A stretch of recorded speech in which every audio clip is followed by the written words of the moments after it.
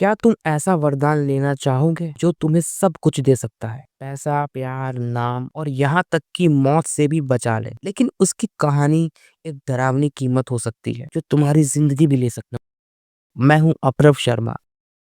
कुछ दिन पहले मैंने नेटफ्लिक्स पर एक सीरीज देखी, मंडला मर्डर्स।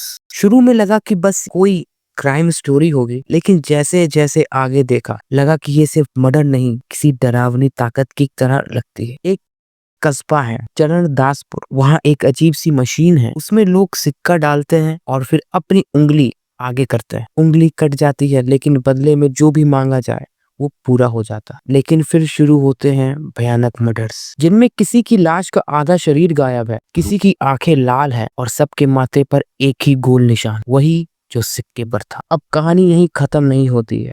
अब चलते हैं साल 1980 में, हरिपुर गांव की ओर। हरिपुर एक छोटा सा गांव, घने जंगल, नदी और एक डर का माहौल।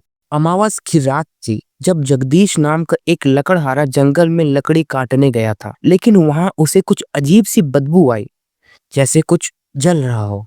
जैसे जैसे वह अंदर गया उसे लगा कोई उसका पीछा कर रहा है। फिर दिखी एक औरत, काले कपड़े, बिखरे बाल, लाल चमकती आंखें, और फिर वो गायब हो गई। फिर जो दिखा उसने दिमाग हिला दिया। एक आदमी की लाश बिना धड़ के पड़ी थी, बस सिर, हाथ और पैर किसी ने सिल दिए थे और माथे पर वही डरावना गोल निशान।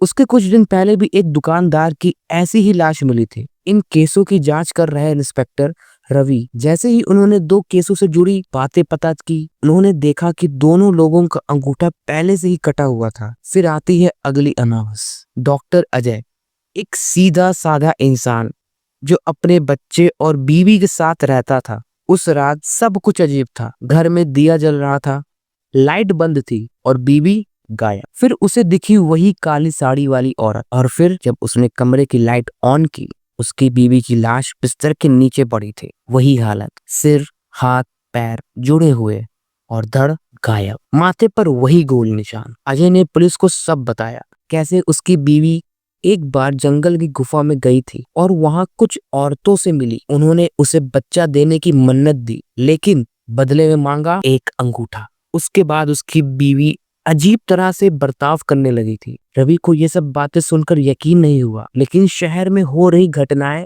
बताने लगी कि मामला सिर्फ मर्डर का नहीं, कुछ और है। रवि खुद उसी जंगल में गया जहां उसे आत्माएं दिखी, नीरज, विष्णु, अजय की बीवी, और फिर वही औरत, वही गुफा। रवि के जाते ही वो भी मर गया और उसकी भी लाश बिल्कुल वैसी ही मिली, सिर, हाथ, पैर जुड़े हुए और अंगूठा गायब। अब हरिपुर के लोग मान गए कि ये कोई सामान्य मौतें नहीं है, कुछ तो काला जादू, औरतें या डायन जैसी ताकतें हैं जो ये सब कर रही है। और ये कहानी इस बार नेटफ्लिक्स की सीरीज मंडला मर्डर्स में इतनी खतरनाक तरीके से दिखाई गई है कि आप सोचने लगते हो, क्या ये सब बस कहानी है या हमारी दुनिया में सच में कुछ और भी छिपा है? अगर आप भी ऐसे रहस्य, डर और सच्ची झूठी कहानियों में दिलचस्पी रखते हैं तो मेरे चैनल अप्रव शर्मा को सब्सक्राइब करना मत भूलिए। हर हफ्ते लेकर आऊंगा एक नई कहानी, सच्चाई और डर के बीच फंसी हुई। मिलते हैं अगली कहानी में, तब तक सावधान रहिए और सवाल पूछते रहिए। धन्यवाद।